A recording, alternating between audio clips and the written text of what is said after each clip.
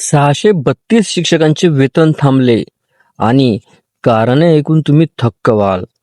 कारण शिक्षण विभागाने कोर्टात दिलेल्या माहितीमध्ये एक मोठा घोटाळा हा उघड झालेला आहे. हा फक्त वेतनाचा प्रश्न नाही, तर संपूर्ण व्यवस्थेवर प्रश्नचिन्ह निर्माण झालं आहे. नमस्कार मित्रांनो, आपल्या चॅनलवर तुमचं सर्वांचं स्वागतच आहे. आज आपण पाहणार आहोत ते शारदा पोर्टलशी संबंधित एक मोठी धक्कादायक बातमी.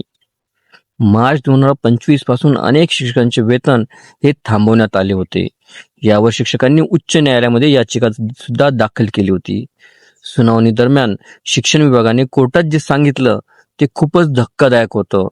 सुमारे 632 शिक्षक आणि कर्मचाऱ्यांचे मूळ रेकॉर्डही उपलब्ध नाहीये.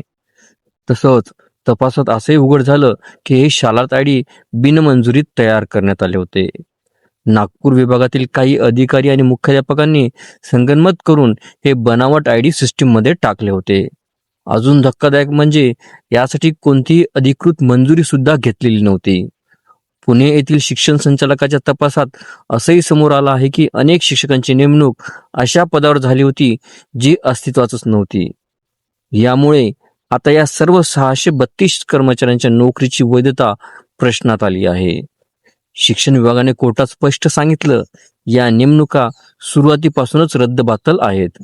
आणि सर्वात महत्वाचं म्हणजे या शिक्षकांना पगार देण्याची जबाबदारी सरकारची नाही. जर त्यांनी काम केलं असेल तर त्यांचा पगार संबंधित शाळा व्यवस्थापनाने द्यावा लागेल. म्हणजेच शिक्षक अडकले मध्ये आणि नोकरी संशयात आणि पगारही अडकलेला. हा प्रकार शिक्षण क्षेत्रातील मोठा घोटाळा आहे का, की व्यवस्थेतील मोठी चूक आहे? तुमचं याबद्दल काय मत आहे हे कॉमेंट मध्ये नक्की सांगा. व्हिडिओ आवडला असेल तर लाईक करा, शेअर आणि सबस्क्राईब करायला विसरू नका. धन्यवाद.